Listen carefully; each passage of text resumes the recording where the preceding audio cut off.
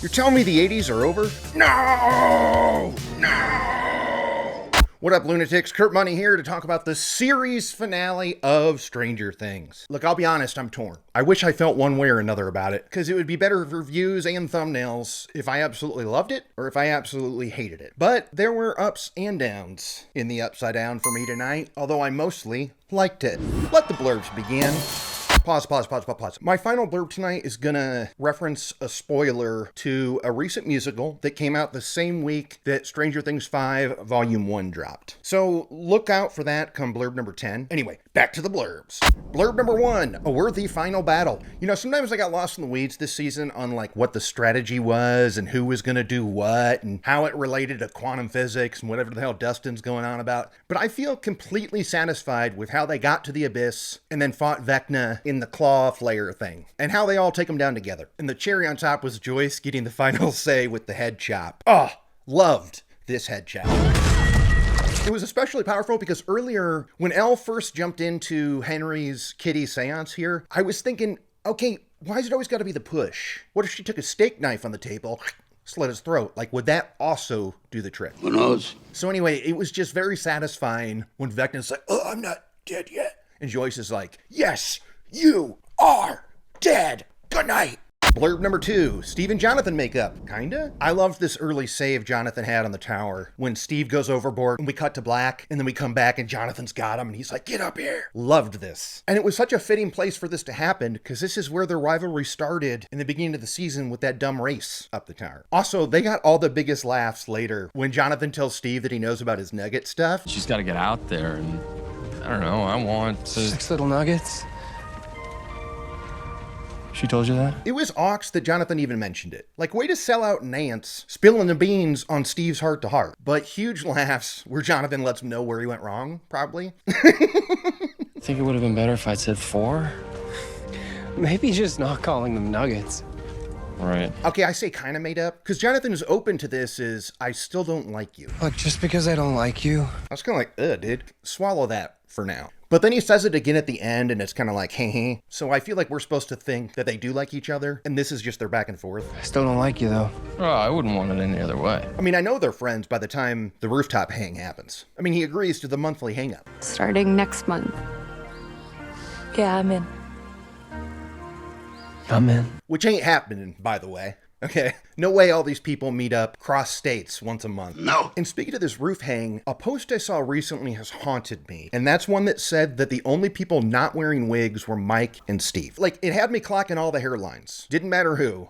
Everybody. I mean, I don't know if they're talking about all the kids when they said this, but I'm looking at every hairline going, wig or no wig, wig or no wig. But it's gotta be wrong because guaranteed in some of these shots, Steve is wearing a friggin' wig on this roof. At least some of the shots. I mean, look at this. That's Wig Central. But my theory is this was a reshoot. By that time, the actor had already dyed his hair blonde for his upcoming horror movie, and so they had to wig him up. Like I was having an argument with my brain about it. That's what I think happened. Because again, wig. Anyway, blurb number 3, Nancy gonna Nancy. I'm glad that Steve and Jonathan finally accepted that neither of them deserve to end up with Nancy, because we know her heart belongs to another. Guns. I love when she gives up a gun to Mike finally, when he starts begging, and it ends up being a flare gun. Those are flares. What? Flares. Gave you a flare gun, dude. And then, of course, she volunteers to bait the creature to the caves or whatever. Which one of us is bait? I am. Because then she can friggin' unload. She did not pack multiple rounds to not use each and every one of them, okay? And she gets her wish. Nancy gonna Nancy. Plus, it allowed Mike and Lucas to join forces with their weapons. I love Lucas still rocking the slingshot, or whatever he called it in season 1, but it was a good nod to that. First of all, it's a wrist rocket. Now, if I was an asshole and I didn't like this show, I would ask the question, how did all these people get to the top of the mountains by the time Nancy raced to the cave on foot? Especially considering their speed when they first got to the abyss. They spent half the episode making this walk. But I'm not an asshole, and I love this show. So I'm choosing to believe that Elle used like her magic juice to lift them up safely and set them up there on top. Just give them a little boost. If Elle can find time in between scenes to pop on some pants, then she can definitely find time to elevator them up. Elevator. Okay, now I'm an asshole. Blurb number 4, Vecna still had some moves left. Drawing a line between what Vecna can and cannot do is a slippery slope that I like to avoid. Stuff like, why don't the bullets phase the demi-dogs, but a Lucas kick does. That I don't care about. But I would like to give a shout out to the writers here, because this move that Vecna pulls on Hop with the Agent Orange and whatnot is, I mean, it's brutal, but it's... First, he taunts him enough that Hop whips out the gun and starts firing at him. And then it's revealed that was so Hop would shoot his gun at the tank. He goes to the tank, sees water pouring out. Uh-oh, a bullet-ridden Elle. That's all his doing. So now he busts in there to try and get Elle out and save her. But then, when he successfully gets her out of the tank, no bullet holes to be found. What did you do? This was super slick to me, okay? We know Vecna can't physically do these things himself, so this was just a brutal way to trick Hop into doing his bidding. It's embarrassing for Hop, and Elle does not let him forget it. He used you, and you fell for it. I also love this Agent Orange scene because it helped me not make a complete fool of myself with my predictions. Because we did, in fact, get another scene with his daughter, Sarah, with new lines that were clearly shot for this season only. We knew this would happen. So I may have been wrong about a billion other things, but I was correct. That article I read a few months ago did happen. Okay, we didn't see a beardless Hop again, but this Sarah line here was a huge relief, considering the next blurb. Let us count the ways in which K-Money was wrong again. Safe to say none of my 4 predictions came true. A few of them I still say should have happened, but I'll admit the first 2 I was dead wrong. Hop, who did not die, he didn't have to tackle A, none of that happened. And Elle actually is the one who died in the explosion of the Upside Down. Or did she? More on that later. Blurb number 6, the secret sauce saves the day, again. Murray had a huge boon this episode when he takes out a helicopter with that annoying ass noisemaker on it by busting out his belt and like wrapping some bombs to it and stuff. This was so dope, and I loved when he was like, come on Hop, give me some love here. What? No hug from the big man, huh? I mean, is Hop really that broken up that 8 died? I mean, I know he went back for her, but he didn't flinch when he picked up 11 and ran down the hallway. Okay? I think he only went back for her because Elle was shooting him daggers. I don't know. But kudos to Murray. Excellent save here. Definitely kick ass. But if I had to pick a favorite Murray save, I'm still going with season 4 and his karate. My fingers are like arrows. Yeah! My arms like iron. Yeah! Blurb number 7, a time jump too far. All right, now's when we get into the stuff I didn't love so much. Elle sacrifices herself here to save the day. Fine. But to cut from that moment to 18 friggin' months later with no explanation, too long. As far as I know, the military's involvement here was a sanctioned effort. Like, is there zero fallout from them killing a bunch of soldiers? Like, what happened when Elle disappeared? Did they all just go, whoop, game over? Don't worry about the bodies, we'll pick them up. You guys get out of here. I mean, maybe that's why it was 18 months. Because there was a bunch of trials and back and forth. And then finally, maybe they just got a slap on the wrist because they agreed to call this all an earthquake did it situation. One positive aspect to it being 18 months later, though, is now the Stranger Things crew lives in a world post-Burbs. They've finally friggin' seen the Burbs. Yes! And it only makes sense for this show that is a love letter to the 80s. It makes sense for it to end with a graduation ceremony. And plus do some classic stuff. Like, well, they fulfill Eddie's prophecy that he gives the bird to the principal. Love it. And also an under the gown reveal. Like, this is all classic graduation ceremony stuff. Kind of makes you feel warm all over. It also allows us to show people attending the ceremony who don't get their own scene post-climax. Like, for instance, Murray and Snookums here. I feel like if you were a part of the team that saved the town, you deserved a victory shot post-time jump. And everybody got one. Almost everyone.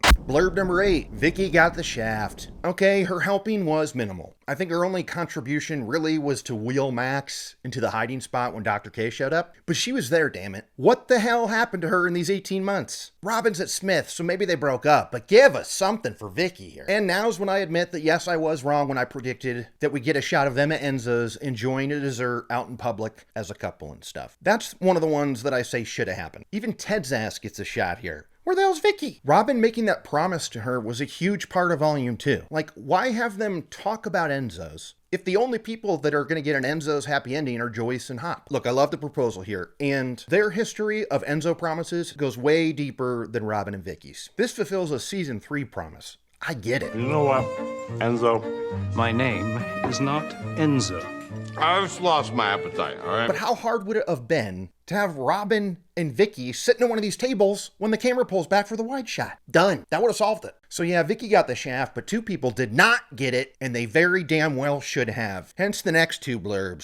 Blurb 9A, the bullies still breathing. This show has a long history of bullies getting their comeuppance. Like season 1 is a great one with the pee pants and the broken arm and stuff. He's our friend and Gene's crazy! Season 2, Max puts Billy in his place. Say you understand! Say it! Season 4 had 2 great ones. Elle's nemesis takes a skate to the face, which I friggin' love. God, that felt good. And then even Jason, who's also like the big bad of the season, he gets it in the end. Now in season 5, we open up. Dustin's getting it real bad from the jocks. I know that Dustin had the snake payback, but then the cemetery scene happens after. They take it to the next level, and then we never see them again. Now, maybe it's true there was some stuff where they got theirs and it was cut. If you want to believe the rumors that some stuff got cut out of volume 2, it would make sense. Maybe it was in there and it's on the cutting room floor now. But it just felt weird to open with that. And then all of a sudden at graduation, everybody's cool with Hellfire again. And they love Dustin. When Dustin does this shirt reveal, I was waiting for a cutaway to like janitors in the distant background. They're the jocks. They're working at the school now. And they're sitting there on a broom going like, bah. Anything. I love that Hellfire is no longer a dirty word in Hawkins. And I like to think that this reaction means that Eddie's gravestone will not be desecrated anymore. But we were owed a scene of these jerks getting it. Now that bugged me, but this next one is far worse, and this is the most disappointing aspect of the finale for me by a long shot. Blurb 9B, spin-off setup over closure. I'm sorry, Dr. K survives. The big bad human villain of the whole season. We don't get to see her bite it. Hi there. And not just yet. We don't even get to see her survive. It just cuts 18 months later, no mention of her at all. If there was another season on the way, I'd be fine with it. Right? Modine got to come back. Hello, 11. Why not Linda Hamilton? 11. But this is the final season. It is just such a friggin' ripoff that we don't get to see her be defeated. She is the last big bad they face in the human world. And her final shot is out of focus in the background here. That's bullshit. Language. The only reason I can fathom them doing this is truly the only reason, and if somebody out there has a better one than this, please tell me. The only way I see them justifying this is if somehow Dr. K is part of this planned spinoff. And if that's the case, that's infuriating. The least they could have done was sucked her into a hole or something, like she was trying to grab Elle and we don't see her anymore. It's just such a ripoff that she does not get an end to the story. One for her, but ultimately for us. Okay? I loved it when the friggin' other guy, Elle, made him shoot himself. That was dope. It bothers me so much that Dr. K and these yahoos, no consequences. And if it was for some dumb spinoff that's ultimately going to be disappointing, okay? Not everything's Better Call Saul. As a matter of fact, the only thing that's ever been Better Call Saul is Frasier. That math checks out. Don't at me. So what is this spinoff? My first guess would be it's this Holly and her new friends, including Delightful Derek, who is back on my good side after his sick burn on Henry. Suck my fat one! Now, to hear the Duffers tell it, we don't know what it is. They may have referred to it once in the finale. So that would mean it couldn't be this group of people because we see a ton of them. But you think about it, like every time we see Holly, we see Glasses Girl, we see Derek, and we see these other two. That smells like spin-off setup to me, and I'm not here for it. Blurb number 10, Wicked for Goodish. This is the spoiler one I warned you about. When Mike does this whole mage reveal, I could not help but think of Wicked for Good when it's revealed that Elle survived. The escape via secret stairs, and then the on-foot journey across lands, and no one can ever know their business, and this all has to remain top secret. No one will ever know. No one can ever know. I was feeling all that big time during Mike's magic mage story here. So is this true? Is Elle still alive? I feel like they left it up for interpretation, but the way Variety spins it, they say Elle is absolutely alive. Now, they're not the final word on Stranger Things, but they're pretty confident in it. To me, I think you can believe that if you want. I'm not sure it's so cut and dry, because if this is true that Elle survived and Mike knows, why this scene on the park bench with Hop? Why is he threatened to not walk for graduation? Because he doesn't want to forget, etc. I mean, a great scene here between Hop and Mike. I'll give you that. But if he knows Elle is alive and backpacking somewhere, I feel like he'd be cooler with all this. Or the way that they show it during the graduation, it's almost like this idea comes to him when he thinks of those annoying noisemaker speaker guys. And so what? Then he thought of that whole thing while they were playing D&D later that night? That's pretty flimsy to buy wholeheartedly as a fact. So yeah, I'm mixed on this finale. Overall, I liked it, and I still love the show. I mean, look, in the past 2 months, I've rewatched season 1 3 times, seasons 2 through 4 again, and I've watched season 5 twice now. Good, honey. This show remains insanely rewatchable. That should count for something. Just like the Burbs remains insanely rewatchable. And I bet the whole Hawkins gang here, circa May of '89, would agree with me when I say, to bit boat.